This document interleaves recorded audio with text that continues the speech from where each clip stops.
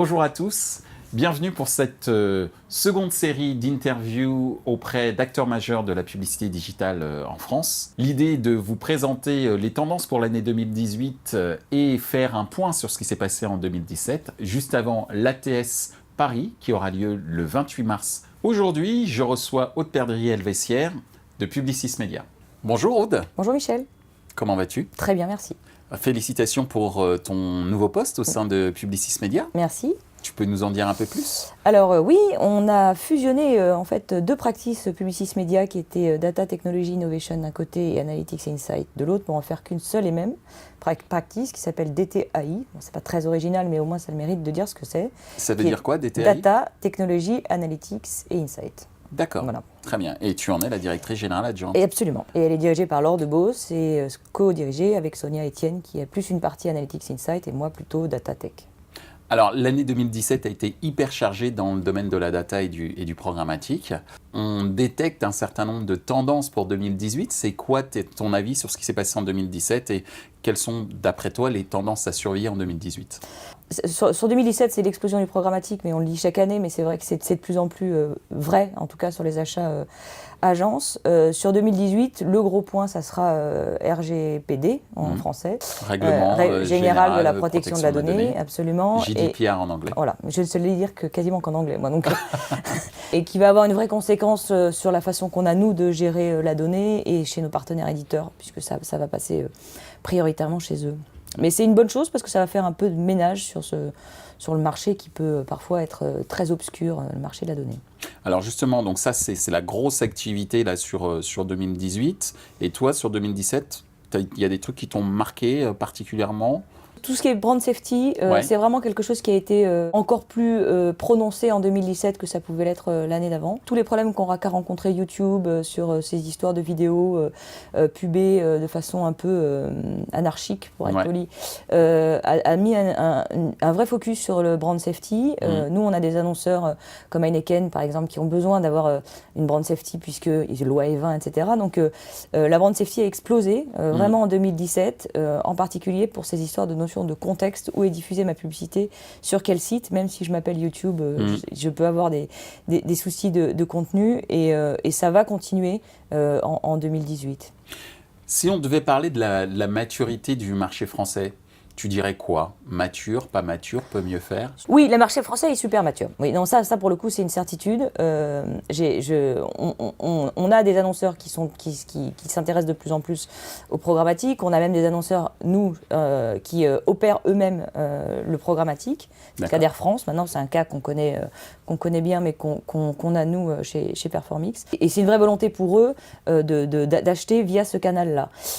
La seule chose que je vois et pour lequel nous, on est encore nécessaire, c'est la maturité des profils chez les annonceurs.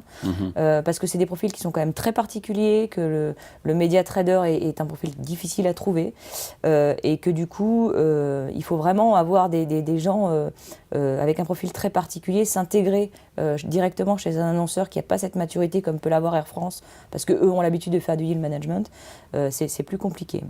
Alors, ça me permet justement cette observation et du cas Air France, en tout cas le fait que tu mentionnes le cas Air France, d'évoquer un sujet qui est assez sensible pour le marché des agences, c'est ce fameux sujet de désintermédiation, c'est-à-dire la volonté des annonceurs de pouvoir opérer eux-mêmes leur stratégie data et programmatique. C'est un sujet sensible, mais il faut en parler. Comment vous le gérez au sein du groupe? Alors nous, on opère beaucoup de DMP pour le compte de nos clients et c'est des DMP ensuite qu'on va activer en médias, en programmatique derrière.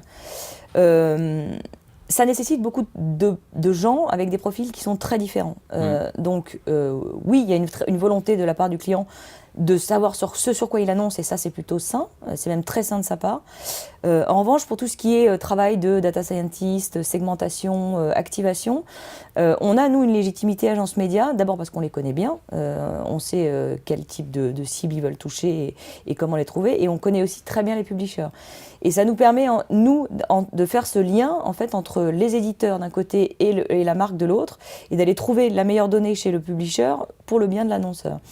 Donc dans cette activation DMP et dans le travail qu'on peut faire avec nos DMP, on a encore un rôle important à jouer. Maintenant, les annonceurs s'intéressent vraiment à la façon qu'on a, nous, d'opérer les DMP, sont partie prenante de ces projets-là. C'est le cas de La Poste, par exemple, qui a sa propre DMP depuis 3 ou 4 ans maintenant, sur lesquels on active quasiment toutes les campagnes programmatiques via la DMP, mais qui est complètement impliqué dans le projet. L'un n'est pas incompatible avec l'autre. Il y a quand même besoin d'avoir des gens avec des profils particuliers. Et encore une fois, construire, si on ne s'appelle pas AXA ou Air France, des équipes complètes sur DMP ou programmatique, c'est un peu compliqué. Alors, il y a 2 autres sujets qui ont été très importants au-delà de la désintermédiation en 2007. C'est tout ce qui tourne autour de la transparence, et tu l'as évoqué tout à l'heure, et tout ce qui tourne aussi autour de la fraude. Oui. Alors, comment, chez vous, vous adressez ces deux items? Alors nous, on a des outils marchés qui sont reconnus sur brand safety et fraude. Après, ça dépend de nos clients. Certains préfèrent tel ou tel partenaire. Mais globalement, il y a quasiment plus aucune campagne aujourd'hui qui part sans avoir du brand safety. D'abord parce qu'on n'a pas envie d'acheter du robot, et notre client n'a pas envie d'acheter du robot, et nous non plus on n'a pas envie d'acheter du robot, donc c'est bénéfique pour personne. Et puis nous on a une vraie volonté d'être transparent sur notre chaîne d'achat média. Aujourd'hui on lance des offres comme Premiumatic qui permet à des annonceurs d'acheter l'intégralité des éditeurs avec les URL ouvertes, donc ils savent exactement où ils achètent et à quel prix. Pour nous, Publicis Média, une vraie volonté que d'être 100% transparent sur nos achats médias. Alors, puisqu'on parle de transparence sur l'achat média, tu évoquais tout à l'heure le fait de bien connaître les éditeurs notamment. On voit poindre de plus en plus cette notion de Deal ID qui a explosé cette dernière année et qui va continuer à progresser. Qu'est-ce que tu penses de ce phénomène de Deal ID? Je pense que c'est une bonne chose. D'abord parce que venant de chez un éditeur avant d'être en agence média, ça redonne un peu de valeur à l'éditeur et je pense qu'ils en ont besoin sur ce marché qui est quand même compliqué pour eux.